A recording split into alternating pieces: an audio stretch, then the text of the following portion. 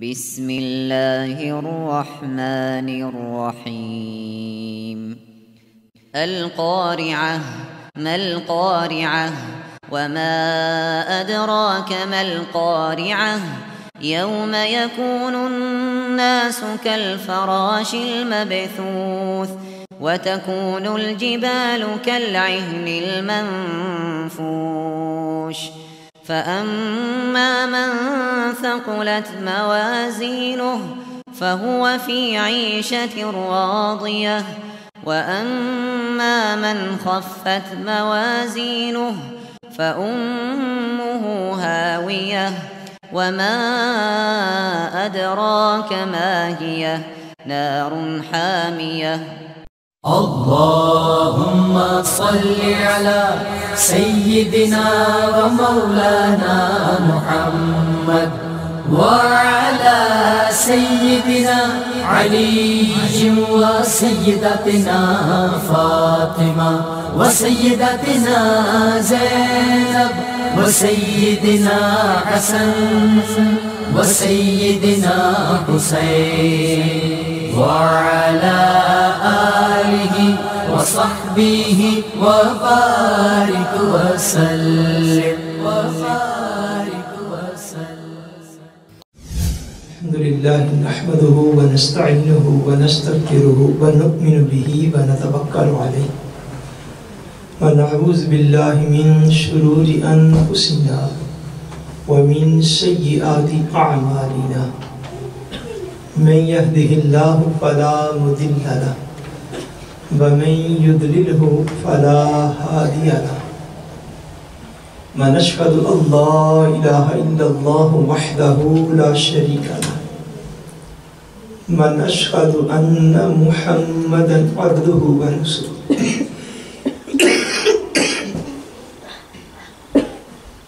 أما بعد أعوذ بالله من الشيطان الرجيم بسم الله الرحمن الرحيم إن الذين جاءوا بالإفك عصبة منكم لا تحسبوه شرا لكم بل هو خير لكم لكل امرئ منهم ما اكتسب من الإثم والذي تولى كبره منهم له عذاب عظيم صدق الله العظيم إن الله وملائكته يصلون على النبي يا أيها الذين آمنوا صلوا عليه وسلموا تسليما درود باقی اللهم صل على سيدنا مولانا محمد وعلى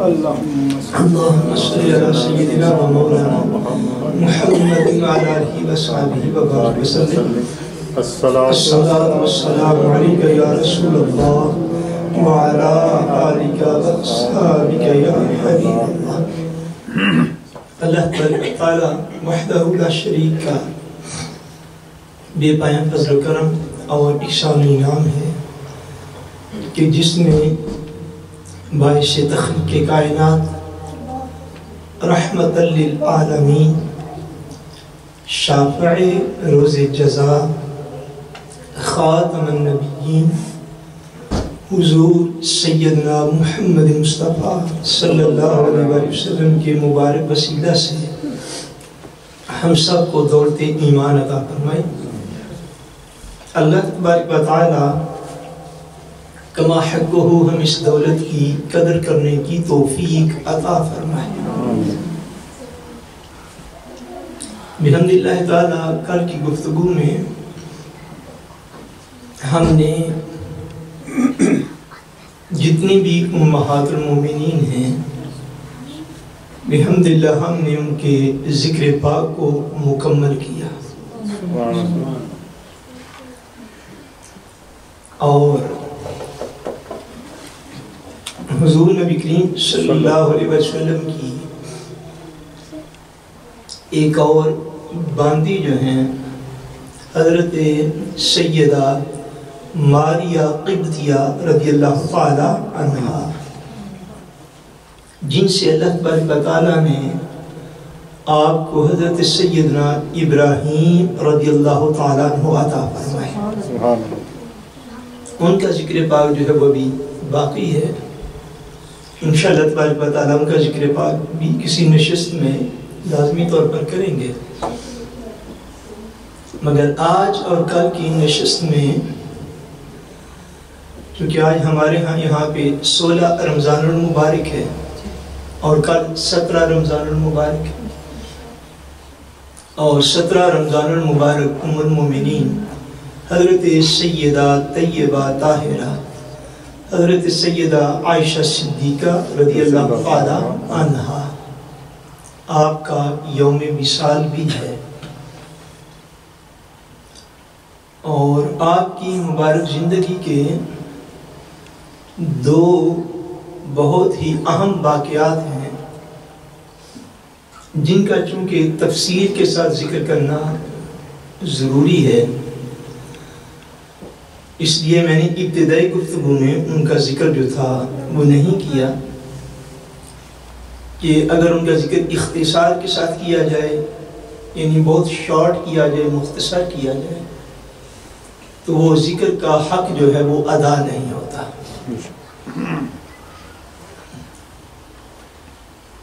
چاہیے جائے کہ میں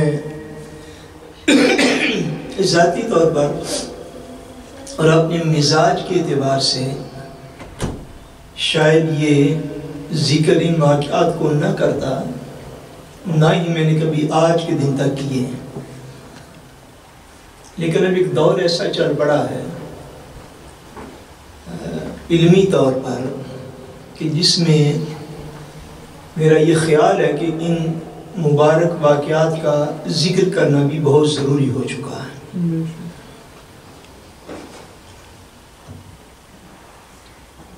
واقعات کا ذکر نہ کرنا اس کا یہ سبب نہیں ہے، پوری توجہ سے آپ نے ایک لفظ کو سمجھنا، یہ سبب نہیں ہے کہ معاذ اللہ ان واقعات کے بیان سے ان کی عظمت میں کوئی کمی آتی ہے، یہ سبب جو ہے یہ نہیں ہے۔ سبب یہ ہے کہ ہر شخص علم کو برداشت نہیں کر پاتا۔ اب بات کو سمجھ رہے ہیں؟ ہر شخص کا وہ ذہنی لیول اور معیار نہیں ہوتا کہ وہ علم کی تمام تر جہتوں کو، اس کے تمام تر گوشوں کو، اس کی تمام تر سائڈوں اور اطراف و جوانب کو وہ مکمل طور پر سمجھ پائے۔ جیسا اللہ تبارک و تعالی وحدہ لا شریک نے فرمایا سورہ البقرہ میں، فرمایا اللہ تبارک و تعالی لوگوں کو سمجھانے کے لیے مچھر یا اس سے حقیر ترین چیز کی بھی مثال دے دیتا ہے، کیونکہ اللہ تبارک و تعالیٰ کا جو مبارک کلام ہے، قرآن مجید ہے، اللہ کریم اس میں عام سے عام بندے کو بھی سمجھانے کے لیے فرمایا مچھر دنیا کی حقیر ترین چیز ہے نا، فرمایا مچھر یا اس سے بھی حقیر ترین چیز کی اللہ مثال دے دیتا ہے تاکہ لوگ بات کو سمجھ سکیں، مگر ہوتا کیا ہے؟ فرمایا اسی ایک مثال سے یُدِلُّ بِهِ كَثِيرًا وَيَهْدِي بِهِ كَثِيرًا، فرمایا اسی ایک ہی مثال سے بہت سے لوگ ہدایت پا جاتے ہیں اور بہت سے لوگ اسی واقعہ، مثال اور آیت سے لوگ گمراہ ہو جاتے ہیں۔ واقعہ ایک ہوتا ہے، آیت جو ہے وہ وہی ہوتی ہے، مثال وہی ہوتی ہے، ایگزامپل وہی ہوتی ہے، مگر فرمایا بہت سے لوگ ہوتے ہیں جو اسے ہدایت پا جاتے ہیں، اور بعض لوگوں کے باطن میں اتنا شر ہوتا ہے اور اتنا ان کی اپنی بد باطنی ہوتی ہے کہ اسی واقعہ سے وہ لوگ گمراہ ہو جاتے ہیں، اسی واقعہ سے وہ لوگ گمراہ ہو جاتے ہیں۔ اب یہ جو دور ہے میرا اور آپ کا جو دور ہے، اس دور میں بہت ساری وہ چیزیں جو آج سے پہلے علماء کی احتیاط کے باعث وہ عام پبلک میں بیان نہ کرتے تھے کہ لوگ جو ہیں وہ کہیں اسی چیز کا شکار نہ ہو جائیں کہ کچھ لوگ انہی باتوں کو سن کر راہ راست کو چھوڑ نہ بیٹھیں۔ اب تھوڑا دور بدل گیا ہے، اس کا کچھ پازیٹیو بھی ہے، کچھ نیگیٹو بھی ہے، اور اس کے باقاعدہ اس ڈسکشن میں یہ حصہ ہے، اور یہ ابتدائی باتیں ہیں، توجہ کے ساتھ سنیے۔ پازیٹیو اس کا یہ ہے اس دور کا کہ اس دور میں سارا نالج اور سارا علم آپ کو ایک کلک پر دستیاب ہے۔ آپ بات سمجھئے، قرآن مجید پڑھنا چاہیں آپ تب، بڑی بڑی تفاسیر پڑھنا چاہیں تب، احادیث کی کتب کو پڑھنا چاہیں تب، سیرت کی کتابوں کو پڑھنا چاہیں تب، جاؤ کچھ آپ چاہیں، اس دور میں آپ کو گھر بیٹھے ایک کلک کے اوپر ہر چیز دستیاب اور مل جاتی ہے۔ اس کا نیگیٹو یہ ہے کہ وہ ہر چیز دستیاب تو ہے، مگر جو چیزیں کچھ بندے پڑھنے کے اہل نہیں ہیں وہ ان کی دسترس میں چلی گئی، ان کی اپروچ میں چلی گئی، ان کو پڑھنے کے اہل نہیں ہیں، بلا تشبیہ و بلا مثال۔ اب یہاں پہ کلک کیجئے کسی میڈیسن کو انٹرنیٹ پہ، اس میڈیسن میں اور اس کی کس اقسام کی جتنے بھی میڈیسنز ہیں وہ ساری میڈیسن وہاں پہ آپ کے سامنے آ جائیں گی۔ مثلا کسی بندے کو فیور ہوا، بخار ہوا، 3-4-5 دن نہیں اترا، اس نے نیٹ پہ جا کے جو ہے وہ لکھا کہ مجھے بخار کے لیے کون کون سی میڈیسن چاہیے، اب وہاں پہ 10 قسم کی نہیں 50 قسم کی میڈیسن اس کے سامنے آ جاتی ہے۔ ایلوپیتھک میں یہ ہے، ہومیوپیتھک میں یہ ہے، حکمت میں یہ ہے، طب میں یہ ہے، وغیرہ وغیرہ اینڈ سوان، ہر چیز آپ کے سامنے آ جاتی ہے۔ اچھا وہ 50 قسم کی میڈیسن دیکھ کے ہر بندے کو اپنی جان اتنی عزیز ہے کہ وہ میڈیسن 30-40-50 قسم کی دیکھنے کے باوجود ان میں سے کوئی ایک میڈیسن بھی لیتا نہیں ہے، ایک میڈیسن بھی لیتا نہیں ہے، بلکہ وہ سارے علم کے باوجود دوڑا دوڑا ڈاکٹر کے پاس جاتا ہے۔ جاتا ہے یا نہیں جاتا؟ علم اس کے پاس یہاں پر ہے، ان میں سے کوئی چیز لیتا نہیں ہے، چونکہ جان عزیز ہے، ہونی بھی چاہیے۔ یہ ردیج سوٹنے والی تو شے ہے نہیں، مطلب خاص جا کے سوٹتے ہیں، ہونی بھی چاہیے، لیکن وہ بندہ جو ہے وہ جان کو بچانے کے لیے وہ جو علم وہاں پہ اس کو دستیاب ہے اس پر عمل نہیں کرتا، دوڑا ہوا ڈاکٹر کے پاس جاتا ہے، اور وہ جو ڈاکٹر ایک میڈیسن اس کو سلیکٹ کر کے دیتا ہے، چپ چاپ ہو کے اس کو وہ لے لیتا ہے، اور اکثر بندے کو آرام بھی آ جاتا ہے۔ آ جاتا ہے یا نہیں؟ اب دوسری طرف ہمارا رویہ اور کردار جو ہے وہ کیسا ہے؟ وہ ہمارا کریکٹر ایسا ہے کہ ہم حدیث پاک، قرآن مجید، فقہ اور دیگر جو ساری سیرت کی کتب ہیں ان کو بھی ہم ایک کلک پر جو ہے وہ یہاں پہ پڑھ سکتے ہیں۔ ایک مسئلہ آپ جو ہے وہ یہاں پہ لکھیے کہ آپ کو مثلا کن کن چیزوں سے رمضان شریف ہے، یہ ابتدائی گفتگو ہے، لگتا ہے میں اور کچھ عرض نہ کر دوں گا، وقت بڑا تھوڑا ہوتا ہے۔ آپ لکھیے کہ رمضان المبارک میں کس کس چیز سے روزہ ٹوٹ جاتا ہے، آپ سرچ کیجئے، آپ کو اس میں علماء کی جو دور حاضر میں جو اس دور کے مسائل ہیں اس میں آپ کو علماء کی 3-4-5 آراء مل جائیں گی، 3-4-5 آراء جو ہے وہ مل جائیں گی۔ مثلا ایک جگہ پہ آپ کو ملے گا یہ کہ کوئی بندے انجیکشن لگوائے، سپرویتے لگوائے تو روزہ ٹوٹ جاتا ہے۔ دوسری جگہ پہ آپ کو یہ ملے گا کہ انجیکشن لگوائے تو روزہ نہیں ٹوٹتا ہے، ٹھیک ہے؟ پھر اس پہ نیچے ریفرنسز لکھے ہوں گے، 10 ریفرنس ادھر ہوں گے، 50 ادھر ہوں گے، 20 ادھر ہوں گے، 30 ادھر ہوں گے، لمبی چوڑی لسٹ آپ کو جو ہے وہ نیچے مل جائے گی۔ اب وہ لوگ جو انٹرنیٹ سے دین کو سیکھنا چاہتے ہیں، یہ جذبہ قابل تحسین ہے کہ مسلمان پڑھنا چاہتے ہیں، میں اس کو ہمیشہ اپریشیٹ کرتا ہوں، اور یہ بہت اچھا جذبہ ہے، مگر غلطی کہاں پہ جا کے ہوتی ہے؟ غلطی وہاں پہ جا کے ہوتی ہے کہ آپ 10 قسم کی میڈیسن پڑھ کے تو ان میں سے تو آپ 10 کی 10 نہیں لے لیتے، ان میں سے تو آپ 9 کی 9 نہیں لیتے، ان میں سے آپ 5 کی 5 نہیں، آپ ایک ڈاکٹر کے پاس جاتے ہیں جو وہ بفالے کرتا ہے، چپ چاپ ہو کے وہ لے لیتے ہیں۔ مگر دین کو نیٹ سے پڑھنے والے ہمارے بیٹے بیٹیاں بھائی دوست بہنیں وہ اس طرح کرتے ہیں کہ نیٹ سے دین سارے کا سارا لے لیتے ہیں. جب رائے مختلف ہو تو پھر منیمم یہ کرنا ہے آپ کو کہ آپ کو کسی کی بارگاہ میں حاضر ہو کے جا کے اس مسئلے کو پوچھنا ہے. آپ ساری آراء کو اختیار نہیں کر سکتے، ان میں سے کسی ایک رائے کو آپ نے اختیار کرنا ہے.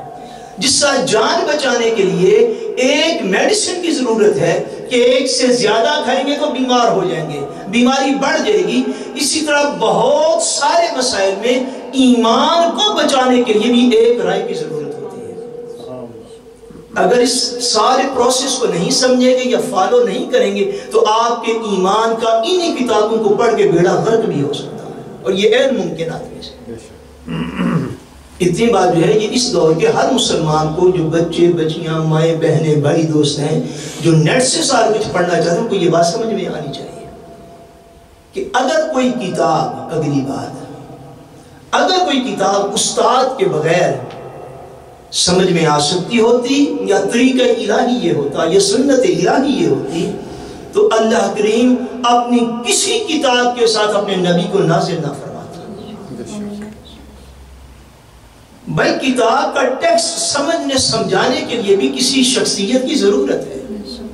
بلا تشبیہ و بلا مثال اس بات کو سمجھ لیجئے کہ اگر قرآن جیسی عظیم کتاب اور کلام الہی سمجھانے کے لیے اللہ کے نبی کی ضرورت ہے تو قیامت تک اس دین کو سمجھنے کے لیے اور دین کی ہر کتاب کو سمجھنے کے لیے کسی عالم دین، کسی شیخ طریقت اور کسی شخصیت کی ضرورت ہے کہ آپ کو اللہ کی کتاب اور حضور کے فرمان کو وہ سمجھائے تاکہ آپ ساری بات کو سمجھ پائیں. سو خالی مطالعہ بعض وقت بندے کو نقصان دیتا ہے، خالی مطالعہ بعض وقت بندے کو نقصان دیتا ہے.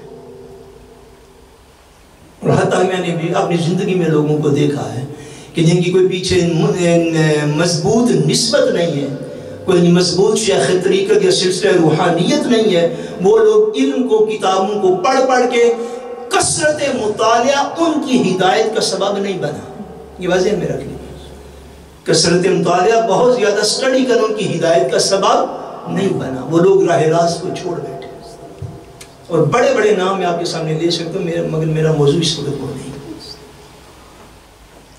میں عرض کرنا چاہتا ہوں ایکچولی آج کی نشست میں اور کل کی نشست میں بھی شاید، چونکہ اب وقت تھوڑا بچ گیا ہے، ام المومنین حضرت سیدہ طیبہ طاہرہ حضرت سیدہ عائشہ صدیقہ رضی اللہ تعالیٰ عنہ آپ سے منسوب جو واقعہ ہے جس کو واقعہ افک کہتے ہیں، جس کو کیا کہتے ہیں؟ واقعہ افک کہتے ہیں. اور جن کو آج کے دن تک اس کی خبر نہیں، میں ان کو خوش قسمت لوگ سمجھتا ہوں، کیونکہ جن کو خبر ہوئی ان میں سے بڑے لوگ راہ راست کو چھوڑ بیٹھے. مگر اس کا ذکر کرنا ضروری ہے اس لیے کہ حالات و واقعات اس چیز کا تقاضا کرتے ہیں. قرآن مجید فرقان حمید میں اس واقعہ کو تفصیل کے ساتھ بیان کیا گیا ہے سورہ النور کے اندر. اس سورہ پاک میں سورہ النور کے اندر اس کی ڈیٹیل اور تفصیل بھی انشاءاللہ تعالی ہم اس گفتگو میں عرض کریں گے. واقعہ کا پہلے سارا واقعہ آپ سن لیجیے اور اس بات کو سمجھ لیجیے کہ واقعہ تھا کیا.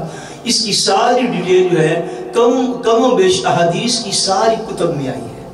معتبر ترین کتب جو ہیں یعنی صحیح بخاری شریف، صحیح مسلم شریف، صحیح ستہ کی تمام کتب، اس کے بعد جو نچلے درجے کی کتابیں ہیں ساری کتب میں یہ واقعہ جو ہے یہ موجود ہے.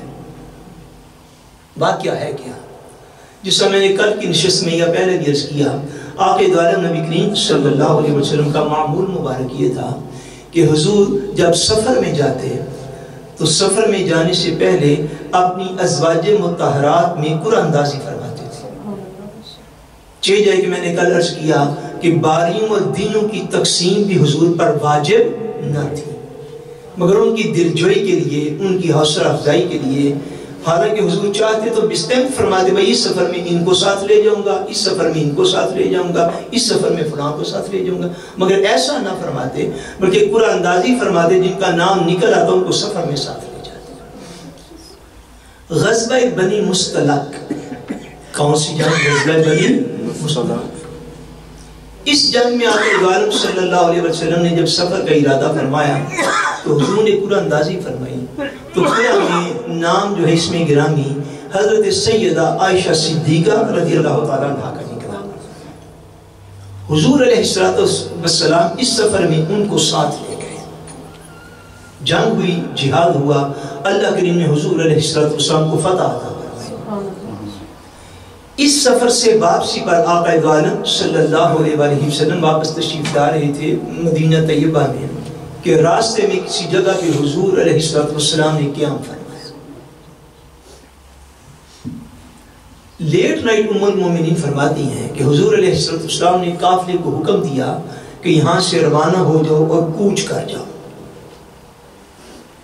فرماتی ہے رات کا اندھیرا تھا، میں قضائے حاجت کے لیے اپنے اونٹ سے اتر کے تو لشکر سے تھوڑا دور چلا۔ فرماتی ہے اس وقت تک پردے کے احکام نازل ہو چکے ہوئے تھے اور مجھے اونٹ پہ اس طرح سوار کیا جاتا تھا کہ اونٹ کے اوپر ایک ہودج رکھا جاتا تھا جس کو آپ اپنی زبان میں یوں کہتے ہیں، جس کو پالکی بولتے ہیں، پالکی تو سمجھتے ہیں نا۔ فرماتی ہے کہ ہودج جو ہے، پالکی جو ہے وہ اونٹ کے اوپر رکھی جاتی تھی، جہاں پہ میں نے اترنا ہوتا یعنی قافلے نے رکنا ہوتا وہ پالکی اٹھا کے صحابہ کرام نیچے رکھ دیتے، خود سائڈ پہ ہو جاتے، تو میں اس سے باہر نکل کے حضور علیہ السلام کی خیمے میں چلی جاتی ہے، جو بھی جگہ میرے لیے مختص جو ہے وہ کی ہوتی تھی میں وہاں پہ تشریف لے جاتی تھی۔ فرماتے ہیں حضور نے رات کے وقت آدھی رات کو مبیش حضور نے قافلے کی روانگی کا حکم دے دیا۔ میں قضائے حاجت کے لیے تھوڑی دور جو ہے وہ نکل کے لشکر سے کہ ابھی تھوڑی دیر میں واپس آ جاتی ہوں۔ فرماتے ہیں جب میں واپس آ رہی تھی تو رستے میں میرے گلے میں ایک ہار تھا وہ ٹوٹ گیا۔ ایک ہار جو تھا وہ میرے گلے میں وہ ٹوٹ گیا، سیپیوں کا ہار تھا، یہ بھی سیرت کی کتب میں آیا، وہ آپ نے گلے میں زینت کے لیے پہنا ہوا تھا، وہ ہار ٹوٹ گیا۔ آپ اس کے ٹوٹنے کے باعث یا گم ہونے کے باعث حضرت عائشہ صدیقہ رضی اللہ تعالیٰ عنہ آپ اس کی تلاش میں مصروف ہو، ٹوٹ نہیں گیا، گم ہو گیا، آپ اس کی تلاش میں مصروف ہو گئی۔ تلاش کرتے کرتے اس میں اتنی تاخیر ہوگی کہ جن صحابہ کرام کی ڈیوٹی تھی کہ آپ کی پالکی کو اٹھانا ہے، اونٹ کے اوپر رکھنا ہے، انہوں نے قبل اس کے یہ چیک کرتے کہ ام المومنین اس کے اندر موجود ہیں یا نہیں۔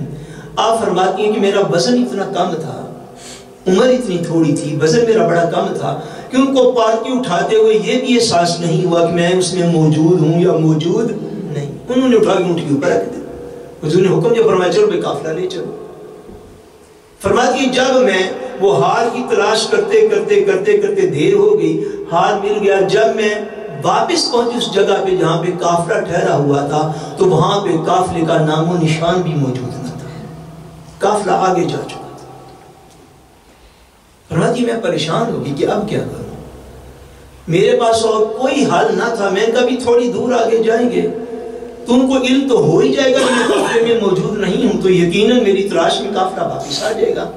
تو بہتر یہ ہے کہ میں اسی مقام پر رک جاؤں اور اسی مقام پہ ٹھہری رہوں تاکہ اگر وہ واپس آئیں تو مجھے اسی مقام پہ وہ پا لیں۔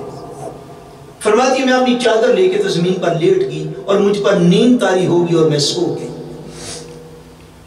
حضور علیہ السلام کا ایک معمول مبارک تھا کہ جب بھی سفر پہ جاتے ہیں تو اپنے صحابہ میں سے ایک صحابی کی یہ ڈیوٹی لگاتے ہیں کہ وہ سفر میں قافلے سے کچھ کلومیٹر پیچھے جو ہے وہ اکیلا سفر کرے۔ یہ حضور کی سنت میں سے یاد رکھیے، جب حضور سفر فرماتے، آج بھی کوئی پیدل سفر کرے اور زیادہ لوگ ہوں تو اس بات کو سمجھنا چاہیے۔ حضور جب سفر فرماتے تو اگر 500 بندوں کا قافلہ ہے، فور ایگزامپل 200 بندوں کا ہے، 100 بندے کا ہے، حضور ایک صحابی کی ڈیوٹی لگاتے بھائی آپ نے قافلے سے پیچھے رہنا چند کلومیٹر، تاکہ اہل قافلہ جس رستے سے چل گئے آپ نے پیچھے آنا ہے۔ اگر ان کی کوئی چیز گم ہو جائے، کسی کی گر جائے تو وہ چیزیں اٹھا کے تو آپ نے at the end of the day یعنی جب مدینہ منورہ پہنچے تو وہ ساری چیزیں اکٹھے کرتے آخر پہ آپ نے مدینہ طیبہ میں داخل ہونا ہے، تاکہ کسی بندے کا ایک درہم و دینار کا بھی نقصان نہ ہونے پائے۔ یہ حضور کے معمولات میں شامل ہے۔ اس سفر میں آقا دو عالم صلی اللہ علیہ وسلم نے ڈیوٹی لگا رکھی تھی اپنے صحابی حضرت صفوان رضی اللہ تعالیٰ عنہ کی. اس صحابی کی حضرت صفوان بن معطل اسلمی رضی اللہ تعالیٰ عنہ، ان کی حضور نے ڈیوٹی لگا رکھی تھی. اب ام المومنین سیدہ طیبہ طاہرہ حضرت عائشہ صدیقہ رضی اللہ تعالیٰ عنہ سو گئی اس مقام پر. آپ کو نیند آ گئی، آپ نے چادر اوپر کی اور لیٹ گئی زمین پر. پیچھے حضرت صفوان رضی اللہ تعالیٰ عنہ وہ پیچھے سے آ رہے تھے. اتنی دیر میں آپ فرماتی ہیں کہ صبح فجر کا اجالا جو تھا، روشنی وہ طلوع ہونا شروع ہو گئی، فجر ہو گئی تھی. فرماتے ہیں جب کافی دن جو ہے وہ یعنی روشنی ہو گئی، اچھا دن نکل آیا تھا، پیچھے سے حضرت صفوان آ رہے تھے قافلے کے اسی رستے پر. جب انہوں نے آگے فرماتی ہیں کہ پردے کی آیات اترنے سے پہلے انہوں نے مجھے دیکھا ہوا تھا. انہوں نے پہچان لیا کہ یہ تو ام المومنین رضی اللہ تعالیٰ عنہ یہاں پہ لیٹی ہوئی. فرماتے انہوں نے جب مجھے دیکھا پہچانا تو دور سے انہوں نے اونچی اونچی آواز میں انا للہ و انا الیہ راجعون پڑھا. مسلسل پڑھتے رہے انا للہ و انا الیہ راجعون، انا للہ و انا الیہ راجعون، حتیٰ کہ فرماتی ہیں میں ان کی آواز سن کے تو اٹھ گیا.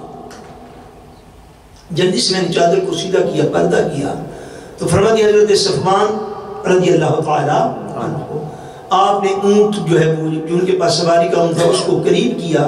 میں اونٹ کے اوپر سوار ہو گئی اور حضرت صفوان رضی اللہ تعالیٰ عنہ خود پیدل ہو گئے اور اونٹ کی لگام اور مہار پکڑ کے آگے آگے چلنا شروع کر دیا. فرماتے حتیٰ کہ وہ اتنا تیز چلے اور اونٹ اتنا تیز بگایا کہ دوپہر تک میں پھر قافلے میں شامل ہو گئی تھی. دوپہر تک پھر قافلے میں شامل ہو گئی. یہ تو واقعہ تھا. اب اس واقعہ کو وہ جو بدبخت منافقین جو ہمیشہ حضور علیہ السلام کی مخالفت کے در پہ رہتے تھے اور ہمیشہ لوگوں کو اسلام سے دور کرنے کے لیے پروپیگنڈا جو ہے وہ ہمیشہ کرتے رہتے تھے، انہوں نے اس واقعہ کو اتنا غلط رنگ دیا، اتنا غلط رنگ دیا، اتنا برا رنگ دیا کہ میں نے سیرت میں جتنے بھی واقعات جو ہے وہ پڑھے ہیں یا سنے ہیں علماء حق سے، میں سمجھتا ہوں کہ حضور علیہ السلام کی حیات طیبہ میں آپ کی خانگی زندگی کے اعتبار سے اور ذاتی زندگی کے اعتبار سے شاید حضور پر کوئی بھی واقعہ اتنی بڑی آزمائش بن کے نہیں نازل ہوا جتنے اس واقعہ نے آپ کو آزمائش میں مبتلا کر دیا. ان ظالم لوگوں نے شہر میں ایسا پروپیگنڈا کیا مدینہ طیبہ میں کہ اس واقعہ کو باخدا میری زبان زیب نہیں دیتی ان الفاظ کو میں بولوں اور ام المومنین رضی اللہ تعالیٰ عنہ کی نسبت سے اس لفظ کو زبان سے کہوں. لیکن یہ عجیب دور آ گیا ہے، باخدا میرے بس میں ہوتا تو میں شاید اس کا ذکر ہی نہ کرتا واقعہ کا، لیکن اب دور ایسا آ گیا انہوں نے اتنی بے حیائی کی، اتنے برے الفاظ بولے کہ اس واقعہ کی وجہ سے معاذ اللہ ام المومنین رضی اللہ تعالی عنہا پر انہوں نے بدکاری کا الزام لگا دیا. شہر مدینہ طیبہ میں پروپیگنڈا شروع ہو گیا. اور جب جو تھا وہ مخالفت کی ایک مہم چلتی ہے، پروپیگنڈا چلتا ہے، تو اس پروپیگنڈا میں کچھ اپنے لوگ جو تھے وہ بھی ساتھ اہل ایمان بھی شامل ہو گئے تھے. یعنی پروپیگنڈا اتنا زوروں کا تھا، کچھ اہل ایمان بھی اس سے متاثر ہو گئے اور ان کی زبانوں سے بھی نازیبہ کلمات نکلے. ام المومنین فرماتی میرے ساتھ کیا ہوا کہ میں واپس گئی حضور علیہ السلام کے حجرہ اقدس میں گئی جو حضور نے مجھے عطا فرما رکھا تھا، تو جا کے مجھے قدرتی طور پہ مجھے بخار ہو گیا. فرماتی میں بیمار رہی، کم و بیش 1 مہینہ میں بیمار رہی. لیکن کہتی ہیں فرماتی کہ جس چیز نے مجھے زیادہ بیمار کیا وہ چیز یہ تھی، اب ام المومنین رضی اللہ تعالیٰ عنہ کو کسی بات کا کوئی پتہ نہیں تھا. آپ کی سمجھ کا کوئی پتہ نہیں. جس سال بھی ہماری خواتین جو عام گھریلو خواتین ہوتی ہیں وہ گھر میں ہوتی ہیں، ان کو پتہ نہیں ہوتا شہر میں، گاؤں میں، باہر دیہات کیا ہو رہا ہے. چونکہ گھر کی حیات زندگی مبارکہ جو تھی وہ بالکل جو تھی وہ گھریلو تھی، اس لیے آپ فرماتی مجھے پورا مہینہ مجھے کوئی پتہ نہیں چلا کہ مدینہ منورہ میں باہر کیا ہو رہا ہے. مگر فرماتی جس چیز نے مجھے زیادہ بیمار کیا وہ یہ تھی، پہلے میں اگر کبھی بیمار ہو جاتی تھی تو حضور علیہ السلام میرے ساتھ بڑی شفقت فرماتے تھے، حضور میرے ساتھ بڑی شفقت فرماتے تھے۔ فرماتی ہیں اب مجھے جو بخار چڑھا تو میں نے حضور علیہ السلام کے رویے میں وہ شفقت اور پیار اور انس نہیں دیکھا، اس چیز نے مجھے زیادہ بیمار کر دیا تھا۔ فرماتے مجھے کوئی سمجھ نہ آتی کہ حضور کا رویہ مبارک بدلا کیوں ہے۔ آقا اکرم صلی اللہ علیہ وسلم کا رویہ بھی جو ہے وہ تبدیل ہو گیا۔ فرماتی مگر حضور نے زبان سے مجھے کچھ کہا نہیں۔ 1 مہینہ کم و بیش اس میں گزرتا ہے۔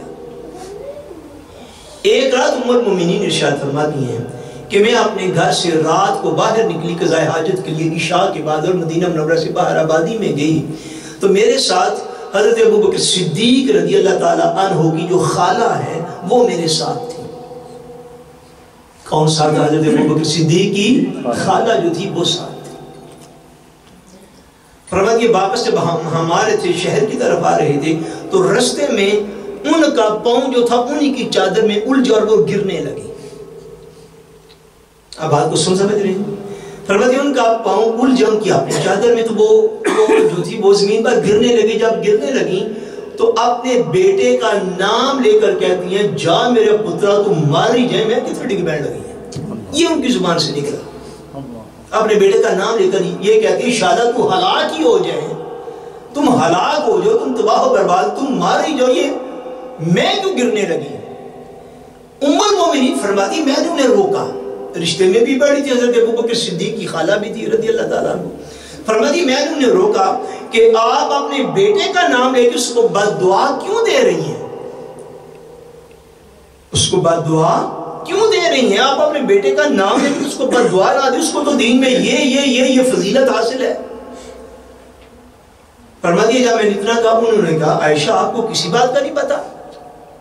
فرمایا کیا ہوا ہے؟ فرماتی اول سے لے کر آخر تک ساری بات انہوں نے مجھے بتائی، جب اس بات کو تقریباً 1 مہینہ ہو گزرا تھا۔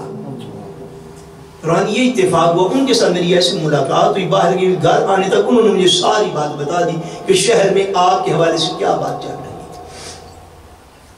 فرماتی اسی وقت مجھے ساری سمجھ آ گئی کہ حضور علیہ السلام کی شفقت اور الفت میرے ساتھ کام کیوں ہو گئی۔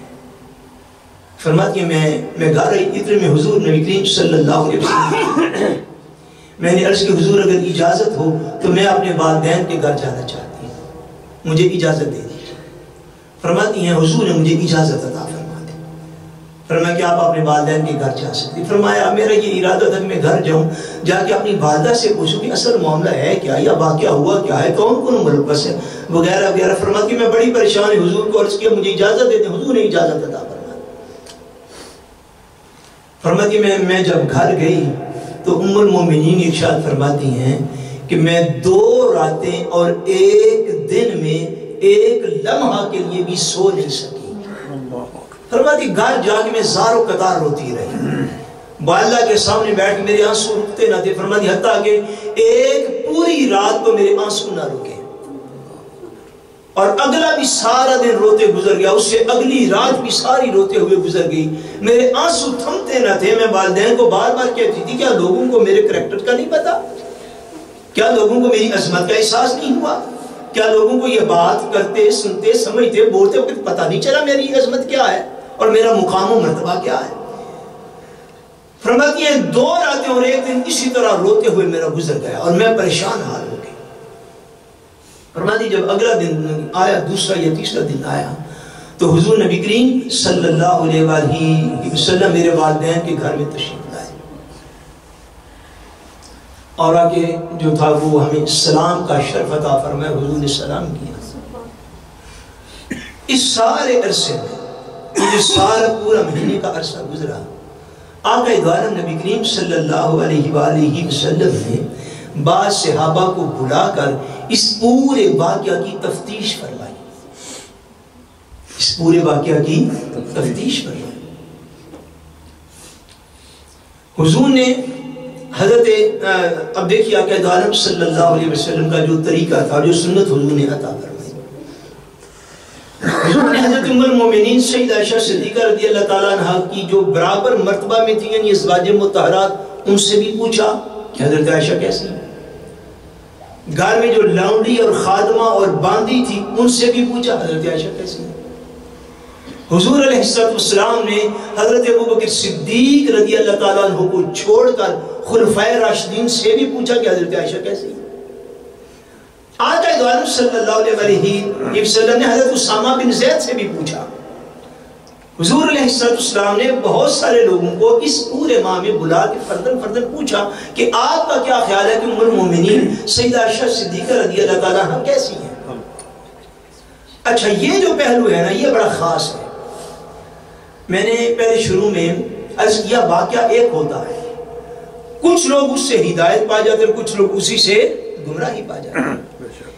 یہ واقعہ کا یہ وہ پہلو ہے کہ کچھ لوگوں کا باطن اتنا شر سے بھرا ہوا ہے اور اتنی بدباطنی ان کے اندر ہے کہ انہوں نے معاذ اللہ اس سے حضور علیہ السلام کی لا علمی جو ہے وہ ثابت کرنے کی کوشش کی کہ وہ نبی جو نگاہ آسمان پر اٹھائے تو عرش سے بھی اوپر جائے، جی وہ نبی جس کو اللہ تبارک و تعالیٰ نے قیامت تک کے ہر علم اپنے نبی کو عطا فرما دیا، وہ حضور علیہ السلام کہ جو ابھی پرندے ان کی بارگاہ میں اڑ کے آئے تو وہ پرندوں کی بولیاں سمجھ کے تو امت کو اس کا علم عطا فرما دیا، وہ نبی جن کے علم کا یہ عالم ہو کہ بے جان چیز کے ساتھ گفتگو کرے تو وہ جاندار کی طرح آپ کے ساتھ کلام کرنے والی بن جائے۔ انہوں نے اس سے معذلہ حضور علیہ السلام کی لا علمی کو ثابت کی، یہ بد باطنی دل کے اندر۔ میں کہتا ہوں کہ نبی کے ساتھ حکومتی کا جذباتی تعلق ہوتا ہے، جس بندے کا جذباتی نہ ہو خدا نہ ہستا رسمی سارا تعلق بھی ہو تو بندہ ایسی دلیل نہیں قائم کر سکتا۔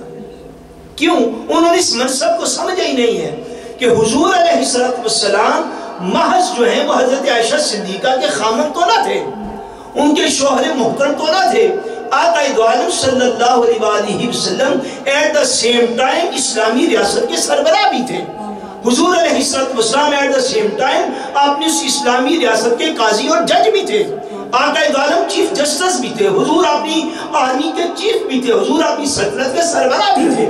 حضور تو اپنا طریقہ اور امت کو رستہ عطا فرما رہے تھے کہ اگر تمہارے قریب ترین کسی عزیز پر بھی بہتان لگ جائے تو اپنی طرف سے صفائی دینے سے پہلے پوری صورتحال کی تحقیق اور تفتیش لازمی کرو۔ حضور تو یہ سنت عطا فرما رہے تھے کہ امت کو بعد میں اس بات کی خبر ہو جائے کہ اگر کسی قریبی پر بھی کوئی بہتان لگے تو اس کی تحقیق اور تفتیش کا حق ادا کرے، اس کی تفتیش اور تحقیق کا حق ادا کرے، نہ ہی کہ خود ہی قسمیں اٹھاتا پھرے، چونکہ اس کی قسم کی وہ ویلیو نہیں بنے گی، یعنی حضور کی ذات کو چھوڑ کر اس کی قسم کی تو وہ ویلیو نہیں بنے گی کہ وہ اپنے ہی گھر کے کسی فرد کی قسمیں اٹھاتا پھرے۔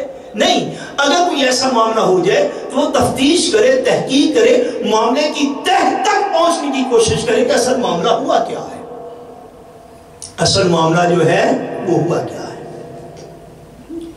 اب یہ جو سارا منظر تھا سارے شہر مدینہ طیبہ کے اندر، اس میں ایک روایت میں آتا ہے کہ حضور کے میزبان صحابی حضرت سیدنا ابو ایوب انصاری، سیدنا ابو ایوب انصاری رضی اللہ تعالیٰ عنہ، آپ ایک دن اپنے گھر میں آپ نے اپنی زوجہ سے پوچھا، اپنی بیوی سے پوچھا، آپ نے فرمایا پر یہ لوگ کیا آپ نے بھی کوئی بات سنی ہے شہر کے اندر کون سی بات گردش کر رہی ہے؟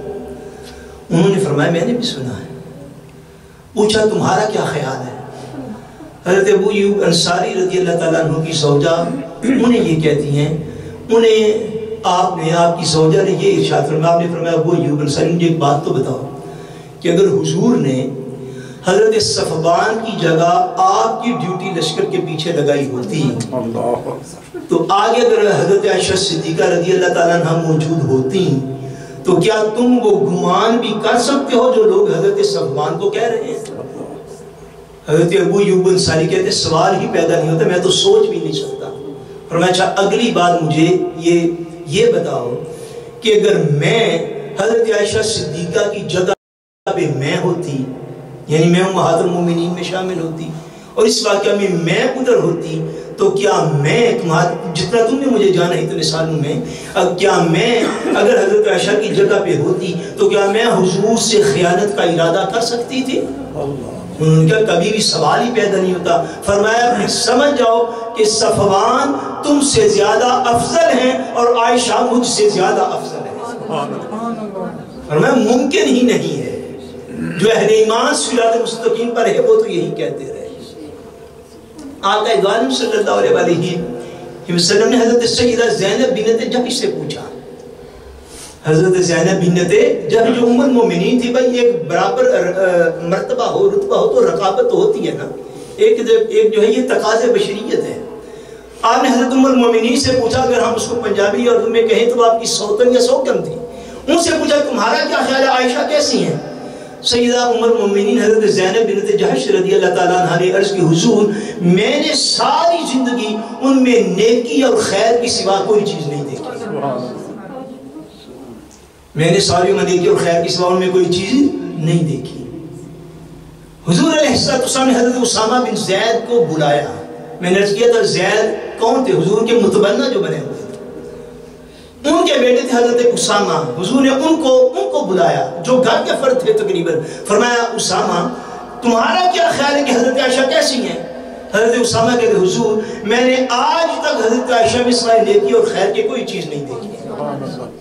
میں کہتا ہوں یہ جو حضور تحقیق فرما رہے تھے، یہ جو تفتیش فرما رہے تھے، جیسے جیسے حضور پوچھتے جاتے تھے ویسے ویسے حضرت عائشہ صدیقہ کا مرتبہ بلند ہوتا جاتا تھا. یہ تو گواہیاں پڑھ رہی تھی، حضور کو علمی تھوڑی تھی. یہ تو معاشر کمیونٹی کی گواہیاں تھی جو حضور اکٹھی کر رہے تھے تاکہ سارے معاشرے کو پتہ چلے کہ اللہ نے حضور کی بیوی اور زوجہ مبارکہ کو کیا مقام عطا فرمایا. حضور علیہ السلام نے اسی سلسلہ میں بلایا. حضرت زینب نے کہا غالباً یہ حضرت مولا علی پاک نے کہا حضور جو گھر کی خادمہ حضرت بریرہ رضی اللہ تعالیٰ ان سے پوچھئے. یہ گھر کی خادمہ اور لونڈی تھی، کیا نام تھا؟ حضرت بریرہ رضی اللہ تعالیٰ. حضور نے حضرت بریرہ کو بلا لیا. فرمایا بریرہ آپ یہ بتاؤ کہ حضرت عائشہ صدیقہ کے حوالے سے آپ کا کیا خیال ہے؟ حضرت بریرہ نے بھی وہی کلمات کیا کہ حضور میں نے انہیں سوائے نیکی اور خیر کے کچھ نہیں دیکھا. اتنی ساری بات ہے چونکہ ان کی عمر چھوٹی ہے تو کبھی کبھی آٹا گوندتے سو جاتی ہیں اور وہ آٹا جو ہے وہ بکری کھا جاتی ہے. یعنی عمر مبارک چونکہ چھوٹی ہے تو گھریلو امور میں بعض کا دھیان نہیں رہتا. پر میں آٹا گوندتے چھوڑ کے تو جا کے سو جاتی. بعد میں کوئی بکری آتی ہے، بکری آ کے آپ کا آٹا کھا جاتی ہے. اس کے علاوہ میں نے زندگی میں ان سے کوئی بات ایسی ویسی دیکھی نہیں. اب قربان جائیے خلفائے راشدین کا کیسا مقام و مرتبہ تھا. حضور علیہ السلام نے حضرت سیدنا مولا علی پاک رضی اللہ تعالیٰ عنہ کو بلایا کہ صبح حضرت سیدنا مولا علی پاک رضی اللہ تعالیٰ عنہ. ان کو فرمایا تم بتاؤ، آپ بتائیے کہ حضرت عائشہ صدیقہ کے حوالے سے آپ کا کیا خیال ہے. اب مولا علی پاک کا جواب سنیے اور قربان جائیے. مولا علی پاک کہتے ہیں حضور مجھے اور تو کسی بات کی خبر نہیں، اتنا مجھے پتا ہے کہ ایک مرتبہ ایسے ہوا تھا کہ آپ کہیں تشریف جو ہے وہ لے جا رہے تھے.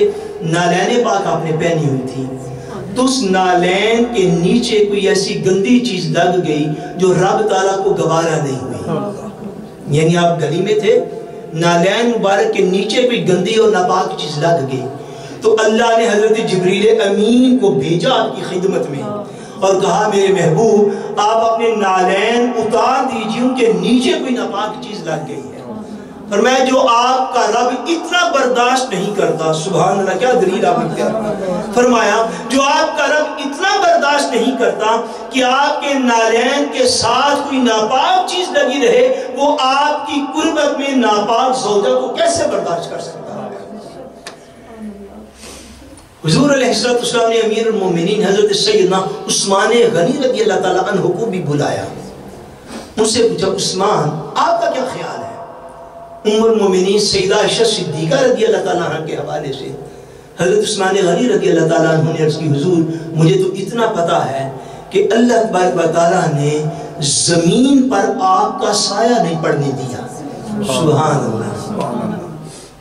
حضور چلتے تھے تو جسم اقدس کا سایہ کوئی نہیں تھا، جسم اقدس کا سایہ کوئی نہیں تھا. عرض کی حضور ہمیں تو اتنا پتا ہے کہ آپ کے جسم اقدس کا خدا نے سایہ نہیں پڑنے دیا زمین پر صرف اس وجہ سے کہ کہیں کوئی عام انسان آپ کے سائے پر بھی قدم نہ رکھ لے.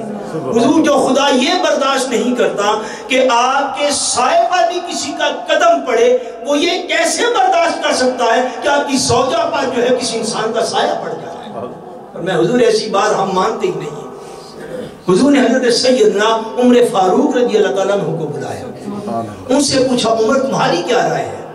عمر فاروق رضی اللہ تعالیٰ عنہ نے ہاتھ بندھے کی حضور اور تو میں کوئی بات نہیں جانتا، ہم نے ساری عمر دیکھا ہے، مکہ سے لے کر مدینہ ہم آگے حضور، ہم نے ساری عمر آپ کے جسد اطہر پر مکھی کو بیٹھے ہوئے نہیں دیکھا. مکھی کو بیٹھے ہوئے ہم نے نہیں دیکھا حضور، اس لیے کہ مکھی کبھی ناپاک چیزوں پر بیٹھتی ہے، نجاست والی چیزوں پر بیٹھتی ہے، وہاں سے اڑتی ہے مکھی، اس کو تو نہیں پتا نجاست ناپاکی سے اڑتی ہے تو آگے کسی انسان کے اوپر بیٹھ جاتی ہے. فرمایا ہم تب سے دیکھنے ساری عمر ہم نے دیکھا حضور آپ کے جسم اقدس پر مکھی نہیں بیٹھتی، تو جو خدا یہ گوارا نہیں کرتا کہ کوئی چیز نجاست والی آپ کے جسم کو چیجے وہ مکھی ہی ہو، وہ مکھی بھی ٹچ کرے، وہ خدا یہ گوارا کیسے کر سکتا ہے کہ آپ کے حرم ہی اس کو داخل کر کے جو کہ معذرہ ناپاک ارادہ رکھتی ہو. ہر بندے نے گواہی دی، ہر بندے نے سیدہ طیبہ طاہرہ زکیہ فقیہہ محدثہ ساجدہ ماجدہ عابدہ راکعہ حضرت سیدہ عائشہ صدیقہ رضی اللہ تعالیٰ عنہ کے حق میں گواہی دی. معاذ اللہ لوگوں خدا کی قسم حضور کی لا علمی نہ تھی، اس میں ہزار حکمتیں موجود تھی، حضور کو لا علمی نہ تھی.